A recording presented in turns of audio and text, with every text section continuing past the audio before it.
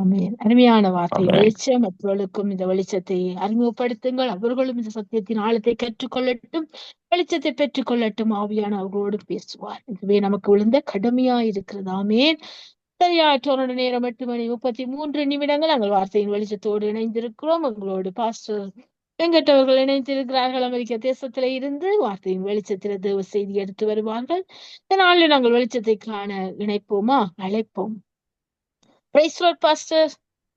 Price Lord அம்மா, எப்படி இருக்கீங்க? கர்த்தருடைய கிருபையினால் கர்த்தருக்கு மகிழ்ச்சியா இருக்கிறோம் பாஸ்டர். இந்த நாளும் வார்த்தையின் வெளிச்சத்தோடு இணைந்திருக்கிறீர்கள். சங்கம் வானொலி கூடாக நித்திய வெளிச்சத்தின் நேரத்திலே வார்த்தையின் வெளிச்சத்தின் பகுதியில் உங்களை நாங்கள் வாழ்த்தி வரவேற்கின்றேன் பாஸ்டர். எடுத்து வாருங்கள், வெளிச்சத்தை காண ஆவலாயிருக்கின்றோம். நன்றி அம்மா. ஒரு சின்ன ஜெபத்தில் ஆரம்பிப்போம். ஆமென். ஆண்டவரே, உம்முடைய வார்த்தையின் வெளிச்சத்திற்காக நன்றி அப்பா. உம்முடைய வார்த்தையை உம்முடைய பரிசுத்தாவின் மூலமாக எங்களுக்கு போதித்தருளும், வெளிப்பாட்டு ஞானத்தை தாரும், அதன்படி நடக்க கிருபை செய்யும் ராஜா. அன்பு இயேசுவின் நாமத்தில் ஜெபிக்கிறோம், ஜீவனுள்ள நல்ல பிதாவே, ஆமென்.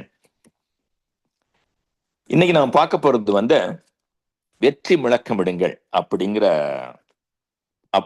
வசனத்துல அப்படிங்கிற தலைப்புல பார்க்க போற முதல் வசனம் 1 கொரிந்தியர் 15 பக்க எண் 243 பழைய தமிழ் பைபிள்ல 243 படிக்கிறேன். மரணமே உன் கூரெங்கே, பாதாளமே உன் ஜெயம் எங்கே? மரணத்தின் கூர் பாவம், பாவத்தின் பலன் நியாயப்பிரமாணம். நம்முடைய கர்த்தராகிய இயேசு கிறிஸ்துவினாலே நமக்கு ஜெயம் கொடுக்கிற தேவனுக்கு ஸ்தோத்திரம். ஆண்டவருடைய பரிசுத்த நாமத்திற்கு ஸ்தோத்திரம் உண்டாவதாக. இது ரொம்ப சுவாரஸ்யமான வசனம். இந்த வசனத்துல என்ன பார்க்க போனாக்க, அந்த முழு வேதாகமும் இதுல அடங்கியிருக்கு. இந்த பர்டிகுலர் ப்ராஃபஸி, தீர்க்க தரிசனம் எங்க இருந்து வருது அப்படின்னாக்க, ஓசியா 13:14 இருந்து வருது. அங்க போக வேண்டிய அவசியம் இல்லை. ஓசியா 13:14 நான் மரணத்தை மேற்கொள்வேன்னு ஆண்டவர் தீர்க்க தரிசனம் சொல்லிட்டாரு. அதை நிறைவேற்றும் வண்ணமாக நம்முடைய ஆண்டவரும் ரட்சகரும் இயேசு கிறிஸ்து பூமிக்கு வந்தாரு. சிலுவை மரணம் அடைந்து உயிர்த்தெழுந்து நமக்கு வெற்றியை கொடுத்துட்டாரு. இப்போ ஆழமா பார்க்க போனா, மரணமே உன் கூரங்கே, இங்கிலீஷ் சொல்ல போனா sting of death is sin. மரணத்தோட வலிமை, ஸ்டிங், அந்த கொடுக்கு, கூர் என்னன்னாக்க, அது மரணமே உன் கூரங்கே, பாவம். Wages of sin is death. பாவத்தின் சம்பளம் மரணம்னு ரோமன்ஸ் இடத்துல போட்டிருக்கோம், 3 நினைக்கிறேன், அதிகாரம் 3. அதனால பாவம் தான் மரணத்துக்கு வலிமை. அதே மாதிரி பார்க்க போனாக்க அடுத்து போட்டிருக்கு பார்த்தீங்களா, பாவத்தின் பலன் நியாயப்பிரமாணம். பாவம் எப்படி வருது? ஹவு டு வி டிஃபைன்ஸ் இன் பாவத்தை எப்படி நம்ம பாவம்னு சொல்றது? நியாயப்பிரமாணத்துக்கு புறம்பா இருந்தா அது பாவம். நியாயப்பிரமாணத்தை தாண்டி நியாயப்பிரமாணத்தை நம்ம பிரேக் பண்ணாக்க, நியாயப்பிரமாணத்தை கடைபிடிக்காம இருந்தாக்க அது பாவம். அப்படித்தான் இந்த வசனம் சொல்லுது. அப்படின்னாக்க என்ன? மரணத்தின் கூர் பாவம், பாவத்தின் பலன் நியாயப்பிரமாணம். அதுபடியே பார்க்க போனா எல்லாருமே பாவம் செஞ்சுட்டாங்க. பார்க்க போனாக்க பாவம் எங்கேருந்து வந்துச்சுன்னு பார்க்க போனீங்கன்னாக்க, ஆதியாகமும் 3 வந்துச்சு. ஜெனசிஸ் 3 அங்கேதான் உங்களுக்கு வந்துச்சு. ஆதாமும் எவ்வளவு இருந்தாங்க, பாவம் பண்ணாங்க. பாவம் பண்ணதும் மரணம் உள்ள வந்துருச்சு. பாவம் உள்ள வந்துருச்சு, மரணம் உள்ள வந்துருச்சு. மரணம் உள்ள வந்ததும் ஆண்டவர் தம்முடைய இரக்கத்தினாலும் கிருபையினாலும், நமக்கு இந்த கதை தெரியும். பாவம் உள்ள வந்த பிறகு அவங்க ட்ரீ ஆஃப் நாலேஜ், அந்த அறிவை கொடுக்குற ட்ரீயை பார்த்துட்டாங்க. அதே மாதிரி ஜீவ விருட்சத்தை சாப்பிட்டாங்கன்னாக்க, பாவத்தோடும் மரணத்தோடும் வியாதியோடும் சிக்னஸோடும் அவங்க வாழ்நாள் முழுசா இருப்பாங்க, ஆதமும் ஏவாளும். அதனால அவங்க அந்த ஜீவ விருட்சத்தை சாப்பிடக்கூடாது அப்படிங்கிறதுக்காக அந்த ஏதேன் தோட்டத்துல இருந்து ஆதாமையும் ஏவாளையும் வெளில அமைச்சிட்டு உள்ள திருப்பி அவங்க வர முடியாதபடி அவர் சுடரொலி பட்டயத்தை வச்சாரு. இது நமக்கு தெரியும். அந்த மாதிரி பாவம் அங்கேதான் வந்தது. அதுக்கப்புறம் மார்க்கு, மேத்யூ எல்லா சுவிசேஷத்திலும் பார்த்திருக்கோம், சிலுவையில மரணம் அடைஞ்சாரு. யாரு? நம்முடைய ரட்சகர் இயேசு கிறிஸ்து. அவ பார்க்க போனாக்க பாவம் உள்ள வந்துருச்சு, சிலுவையில ஒரு மரணம் அடைஞ்சிட்டாரு. பார்த்தாக்க சாத்தான் வெற்றி பெற்ற மாதிரி இருந்துச்சு. ஆனாக்க கொலோசியர் 2:15 படி பார்த்தாக்க அங்கே ஆண்டவர் சாத்தானின் மேல வெற்றி சிறந்தார். அந்த வசனத்தை படிப்போம். படிச்சு இந்த வசனம் கொஞ்சம் ஆழமா போவோம். 2:15 பார்க்க போனீங்கன்னாக்க, 14 படிக்கிறேன்னா, நமக்கு எதிரடையாகவும் கட்டளைகள் நமக்கு விரோதமாகவும் இருந்த கையெழுத்தை குலைத்து அதை நடுவில் இராதபடி எடுத்து சிலுவையின் மேல் ஆணி அடித்து துரைத்தனங்களையும் அதிகாரங்களையும் உரிந்து கொண்டு வெளியரங்கமான கோலமாக்கி அவைகளின் மேல் சிலுவையில் மேல் வெற்றி சிறந்தார். ஹalleluya. கர்த்தருடைய பரிசுத்த நாமத்திற்கு ஸ்தோத்திரம் உண்டாவதாக. அதுபோல அவர் சிலுவையில ஆண்டவர் வெற்றி சிறந்தார். பாவத்தின் மேலும் மரணத்தின் மேலும் வெற்றி சிறந்தார். அதனால இப்ப ரோமன்ஸ் 6:14 பார்க்க போனீங்கன்னாக்க sin doesn't have any hold on னு போட்டிருக்கும். sickness doesn't have any hold on னு போட்டிருக்கும். பாவத்துக்கு அப்படி தமிழ்ல சொல்ல போனாக்க பாவத்துக்கும் மரணத்துக்கும் வியாதிக்கும் உங்க மேல அதிகாரம் கிடையாது. இப்ப பாவம் பண்ணாக்க பாவத்தின் சம்பளம் மரணம். மரணம் என்ன? இன்சிபியன்ட் டெத்துமாங்க. பாவத்தின் சம்பளம் வியாதி, அதெல்லாம் இருக்கு. ஆனாக்க அதற்கு உங்கள் மேல அதிகாரம் கிடையாது. பழைய ஏற்பாட்டுல அந்த பரிசுத்தவான்களுக்கு அந்த அதிகாரம் இல்லை. புதிய ஏற்பாட்டில் நமக்கு பாவத்தின் மேலையும் சாபத்தின் மேலையும் அதிகாரம் இருக்கு. அது அவங்க பாவத்துக்கும் சாபத்தும் நம்மளை ஆள முடியாது. நம்ம பாவத்தையும் சாபத்தையும் ஆளணும். அப்படின்னா என்ன? இப்ப யாருமே சொல்ல முடியாது, இந்த மாதிரி நான் எனக்கு டெம்டேஷன் வந்துருச்சு அதனால நான் போய் சொல்லிட்டேன், டெம்டேஷன் திருடுன்னு சொல்ல முடியாது. எனக்கு ஆண்டவர் உங்களுக்கு வல்லமையை கொடுத்துட்டாரு. நீங்க அந்த வல்லமையை வச்சு நீங்க தீர்மானம் எடுக்கணும். நான் இந்த மாதிரி பாவத்தை பண்ண போறதுன்னு தீர்மானம் எடுக்கணும். எனக்கு தீர்மானத்தை நீங்க எடுத்துட்டீங்கன்னாக்க ஆண்டவர் உங்களுக்கு கிருபையை கொடுப்பாரு. எந்த ஒரு பாவமும் உங்களை புதிய ஏற்பாட்டு விசுவாசியான உங்களை அன்பார்ந்த நேயர்களை மேற்கொள்ள முடியாது. நீங்க இடம் கொடுத்தா தான் முடியும். நீங்க முடியாது, இதை பண்ண மாட்டேன் நீங்க தீர்மானிச்சீங்க, அதை நீங்க பண்ண மாட்டீங்க. ஏன்னா உங்களுக்கு அந்த வல்லமையை ஆண்டவர் கொடுத்துட்டாரு. சிலுவை மரணத்தின் மூலமாக, சிந்திய ரத்தத்தின் மூலமாக, உங்களுக்கு உள்ளே இருக்கும் பரிசுத்தாவியின் மூலமாக உங்களுக்கு அதிகாரத்தை அவர் கொடுத்துட்டாரு. பாத்தீங்கன்னாக்க ரோமர் 8:37 பார்ப்போம். ரோமர் 8:37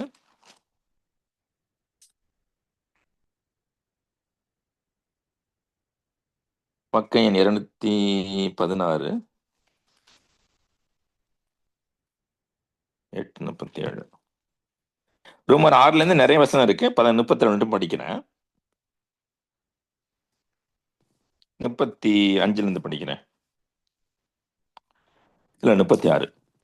கிறிஸ்துவின் அன்பை விட்டு நம்மை பிரிப்பவன் யார்? உபத்திரவமோ, வியாகுலமோ, துன்பமோ, பசியோ, நிர்வாணமோ, நாசமோசமோ, பட்டயமோ. இந்த மாதிரி பிரச்சனைகள், பெர்சிக்யூஷன், உபத்திரவங்கள்லாம் வந்தா கூட கிறிஸ்து நம்மை விட்டு அகலுவது இல்லை. கிறிஸ்து நம்ம கூடவே இருக்கிறாரு. சொல்லியிருக்காரு, நான் உன்னை விட்டு விலகுவதும் இல்லை, உன்னை கைவிடுவதும் இல்லை அப்படின்ட்டு. அவர் வார்த்தையில் உண்மை உள்ளவர். அவர் போய் சொல்ல மனுஷன் இல்ல, மனம் வர மனுபுத்திரன் கிடையாது. அதனால நம்ம கூடவே இருக்காரு. எந்த பிரச்சனைனாலும் இயேசு கிறிஸ்து உங்களோட இருக்காரு. நீங்க அன்பார்ந்த நேயர்களே, நீங்க எந்த பிரச்சனையும் எந்த சேலஞ்சையும் எந்த வியாதியும் நீங்க தனியா சந்திக்க வேண்டிய அவசியமே கிடையாது. அந்த மாதிரி பிரச்சனைகள் சாத்தான் கொண்டு வந்தாலும், அந்த மாதிரி பிரச்சனைகள் இருந்தா கூட ஆண்டவர் உங்கள் கூடவே இருக்கிறாரு. யார் எங்கிட்ட இல்ல, நான் தனியா இருக்கேன், நான் போராடுறேன்னு சொல்லவே முடியாது. கூடவே இருக்கிறாரு. பாருங்களேன், உலகத்தையும் பூமியையும் சிருஷ்டித்த மகா பெரிய தேவன், அவர் சொல்லாகும் கட்டளையிட நிற்கும். அவர் நமக்குள்ள இருக்கிறாரு. ஃபாதர் ஒரு பாடல் அழகா பாடியிருக்காங்கல்ல, மரணத்தை ஜெயித்த மன்னவன் இயேசு நமக்குள்ளே இருக்கிறார். கொலோசியன் 2:15 மரணத்தை ஜெயிச்சிட்டாரு. அவரு ஜெயிச்சு நமக்கு வெற்றியை கொடுத்துட்டாரு. வெற்றி முழக்கம் விட வச்சுட்டாரு நம்ம கிட்ட. அந்த வெற்றி முழக்கத்தை நம்ம இடுறோமா? அங்கேதான் இருக்கு விஷயமே.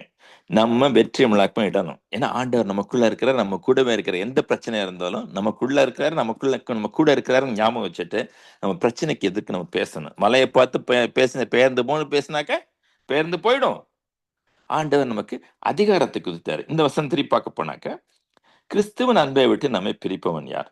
உபத்திரவமோ, வியாகுலமோ, துன்பமோ, பசியோ, நிர்வாணமோ, நாசமோசமோ, பட்டயமோ, இவை எல்லாவற்றிலையும் நாம் நம்மில் அன்பு கூறுகிறவராலே முற்றிலும் ஜெயங்கொள்ளுகளா இருக்கிறோம்.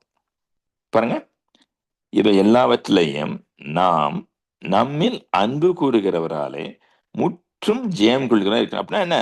முற்றும் ஜெயம் கொள்ற அந்த பிரச்சனைகள்ல இருந்தலாம். ஏன்? ஆண்டவர் அன்பால இரக்கத்தில் ஐஸ்வர்யம் உள்ளவர்னு போட்டிருக்கோம். எபேசியர் 2:4 பார்த்தோம். அதை நம்ம முந்தானத்தை பார்த்தோம். அந்த இரக்கத்தில் ஐஸ்வர்யம் உள்ள ஆண்டவர் நமக்குள்ள இருப்பதனாலே, நம்முடன் இருப்பதனாலே எல்லாவற்றையும் நம்ம ஜெயம் கொள்ள வைக்கிறார். அந்த ஜெயம் கொள்ள வைக்கிற கிறிஸ்து அப்படிங்கிறத நம்ம ஞாபகம் வச்சுக்கணும். முக்கியமா எப்ப வச்சுக்கணும், எப்ப நமக்கு சோர்வா இருக்கோ, சோர்வு மனப்பானம் வருதோ. இப்ப வந்து பாருங்களேன், நம்ம இந்த உலகத்துல வசிக்கிறோம். இந்த உலகத்துல இப்ப பாத்தீங்கன்னாக்க மாடர்ன் வேர்ல்ட்ல நமக்கு வந்து டெலிகம்யூனிகேஷன் செய்தியெல்லாம் ரொம்ப சீக்கிரம் வருது எல்லா இடத்துல இருந்தும். இப்ப இந்தியால சொல்லிக்கிறாங்க, ஒரு மனைவி போயி ஒரு தங்க நகை கடையில தங்கத்த வாங்குனாக்க, ஏதாவது ஜுவல்லரி வாங்குனாக்க, அந்த மனைவி கூப்பிட்டு கணவன்ட்ட சொல்றதுக்கு முன்னாடியே அரசாங்கம் அவருக்கு சொல்லிடுமா, இந்த மாரி வாங்கியிருக்காங்க அப்படின்ட்டு. அந்த அளவுக்கு நமக்கு வந்து தகவல் தொடர்பு இம்ப்ரூவ் ஆயிருச்சு, முன்னேறிருச்சு. அதனால எங்க பார்த்தாலும் மக்கள் பார்க்குறாங்க, உடனே மத்தவங்கள பார்க்குறாங்க, ஒப்பிட்டு பார்க்குறாங்க, சோர்வடைஞ்சிடுறாங்க. அப்படி பண்ணவே கூடாது நண்பர்களே. அந்த மாரி நம்ம நினைக்கவே கூடாது. ஆண்டவர் நம்மோட இருக்கிறாருன்னு ஞாபகம் வச்சுக்கணும். ஆண்டவர் நமக்கு வெற்றியை கொடுக்கிறாருன்னு ஞாபகம் வச்சுக்கணும். வெற்றி நம்முடையதான் ஞாபகம் வச்சுக்கணும். அப்போ உங்களுக்கு வெற்றியா வந்து கொண்டே இருக்கும். நீங்க வந்து எப்பவுமே கர்த்தர் கூட இருக்கிறாரு. அவர் எனக்காக போராடுகிறார். எனக்கு அதிகாரத்தை கொடுத்திருக்கிறாரு அப்படின்னு நினைக்கணும் வாழ்க்கையில. அப்பதான் நமக்கு வந்து வெற்றி வரும். இப்ப நீங்க வந்து இந்த வசனத்தின்படி பார்த்தாக்க கர்த்தர் எப்பவுமே கூட இருக்கிறாரு. வெற்றி கொடுத்துட்டே இருக்காரு. அதை நீங்க ரியலைஸ் பண்றீங்களா? அதை உணர்கிறீர்களா?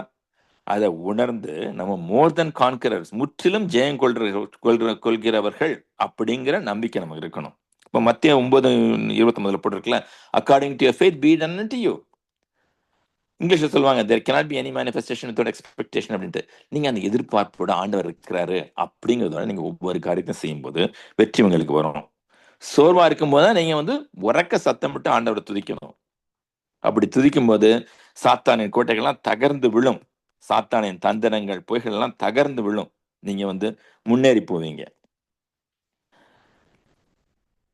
ஒரு நிமிஷம், இந்த நோட்ஸ் எடுத்துட்டு. அதனால இப்ப எப்படின்னாக்க, இந்த மாதிரி நம்ம வந்து ஆண்டவர் வெற்றி சிறந்தாரு சிலுவையில, நமக்கு நம்ம முற்றிலும் ஜெயம் கொள்கிற மாத்திட்டாரு, பாவத்துக்கு மரணத்துக்கு நம்ம மேல அதிகாரம் யோஜனை இல்லை. பாருங்களேன், நிறைய பேர் சண்டே போறாங்க, செய்தியை கேட்கிறாங்க, நல்ல செய்தி அப்படிங்கிறாங்க. ஒரு சாயங்காலமோ இல்ல மறுநாளா நேத்து என்ன செய்தி கொடுத்தோம் அப்படின்னு கேட்டாக்கா அவங்களுக்கு தெரியாது, மறந்துடுவாங்க. சிலர் முடிவு பண்ணுவாங்க, ஆஹா பாச சொல்லிட்டாரு, இந்த மாதிரி நம்ம பண்ணணும்னு முடிவு பண்ணுவாங்க. மறுநாள் மறந்துடுவாங்க. ஏன் இப்படி ஆகுது? ஏன்னாக்க நம்ம வந்து தியானம் பண்ணல. நம்ம தியானம் பண்ணி இந்த வார்த்தைங்கிற விதைய மனசுக்குள்ள போடணும். அப்பதான் அது பலன் கொடுக்கும். அப்பதான் நீங்க அதை கடைபிடிக்க முடியும். 30, 60, 100 பலன் எப்போ வரும்? நீங்க விதைய வந்து ஜாடியில வச்சிருந்தா வராது நண்பர்களே. விதைய வந்து நீங்க விதைக்கணும். அப்படி விதைக்கும் பொழுது அது வந்து அறுவடையை கொடுக்கும். அந்த மாதிரி நீங்க கேட்ட செய்தியை விதைக்கும் பொழுது என்ன ஆகுனாக்க, அந்த செய்தியின்படி நீங்க நடக்க ஆரம்பிப்பீங்க. நடக்க ஆரம்பிக்கும் போது உங்களுக்கு வந்து அதன் பலன் வர ஆரம்பிக்கும். பாருங்களேன், 1 Corinthians 15, 15, 57 மனப்பாடம் பண்ணலாம். ரோமர் 8:37 மனப்பாடம் பண்ணலாம். மனப்பாடம் பண்ணி தியானம் பண்ணலாம். படுக்க போறோமா, தூக்கம் வரலையா, படுக்கிறதுக்கு முன்னாடி தியானம் பண்ணலாம். படுக்கிறதுக்கு முன்னாடி, தூங்குறதுக்கு முன்னாடி நீங்க தியானம் பண்ணா உங்களுக்கு நல்லா இருக்கும். எப்பவுமே தூக்கம் நல்லா வரும். உங்களுக்கு நல்ல ஆண்டவரும் வழி நடத்துவாரு. அத ஒரு வசனத்தை நீங்க தியானம் பண்ணலாம். பண்ணாக்க அந்த வசனம் வந்து உங்களுடைய சரி ஆவியில விதைக்கப்படுது. அப்படி விதைக்கப்படும் பொழுது அந்த வசனம் வந்து உங்களுக்கு பலன் கொடுக்க ஆரம்பிக்கும். அதனால நம்ம வந்து முற்றிலும் ஜெயம் கொள்கிறவர்கள், ஆண்டவர் வந்து இந்த மாதிரி சாத்தான சிலுவையில வெற்றி சிறந்துட்டாரு அப்படிங்கிற நம்பிக்கை நமக்கு இருக்கணும். அந்த நம்பிக்கை நமக்கு மனசுல இருக்கக்கூடாது, ஆவியில இருக்கணும். நம்ம வந்து அதை செயல்படுத்தணும், அறிக்கையிடணும், வெற்றி முழக்கமிடணும். எந்த பிரச்சனையும் எப்போ உங்களுக்கு பிரச்சனை வருதோ அப்பதான் நீங்க துதியின் சத்தத்தை கூட்டணும். இப்ப மத்தவங்க சொல்லலாம், அப்பதான் நமக்கு துதிக்க கூடாதுன்னு தோணும். அப்பதான் நீங்க துதிக்கணும். ஏதோ ஒரு சத்தியம் உங்களை துதிக்க வேண்டாம்னு பண்ணுது அப்படின்னா நீங்க அப்பதான் துதிக்கணும். உரத்த சத்தம் விட்டு நீங்க அந்த சைமன் பார் ஜோனா கத்துனாப்ல அந்த மாதிரி கத்தணும். ஆண்டவரே, நீரே ரட்சகர், நீரே வல்லவர், சிலுவையில் வெற்றி சிறந்தீரே, எனக்கு வெற்றியை கொடுத்தீரே, உமக்கு ஸ்தோத்திரம், முற்றிலும் ஜெயம் கொள்ளுகிறான் மாற்றினீரே, உமக்கு ஸ்தோத்திரம் ராஜா அப்படின்னு. அப்பதான் நீங்க உரத்த சத்தம் விட்டு குரல் கொடுக்கணும், வெற்றி முழக்கமிடணும். அப்போ உங்களுக்கு வெற்றி வர ஆரம்பிக்கும். இப்போ அது வலியுறுத்துற மாதிரி ஒரு கதை ஒன்று சொல்றேன். இந்த கதை எப்படின்னாக்க, ஒரு பார்க்கு. அந்த பார்க்குக்கு ஒரு தகப்பனர் தன்னுடைய பிள்ளையை கூட்டு போறாரு. பிள்ளைக்கு வயசு வந்து ஒரு 5 வயசு என்னமோ. பிக்னிக் ஃபேமிலியா போறாங்க. அம்மா, அப்பா, பிள்ளை, சின்ன பொண்ணு. அந்த பொண்ணுக்கு என்னன்னாக்க தேனி அலர்ஜி.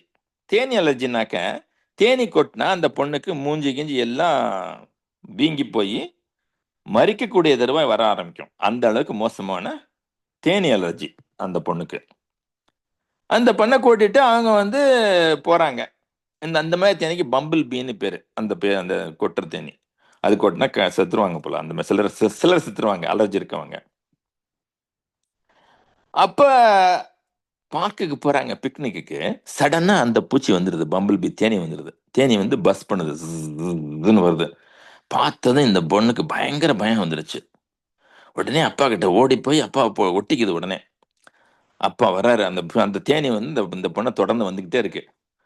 அப்பா அவர் கையை வீசி வீசி தேனியை பிடிச்சிடுறாரு. பிடிச்சதும் கொஞ்ச நேரம் கழிச்சு அவரால் தாங்க முடியல. ஏன்னா தேனி அவர் கையை கொட்டிக்கிட்டே இருக்கு.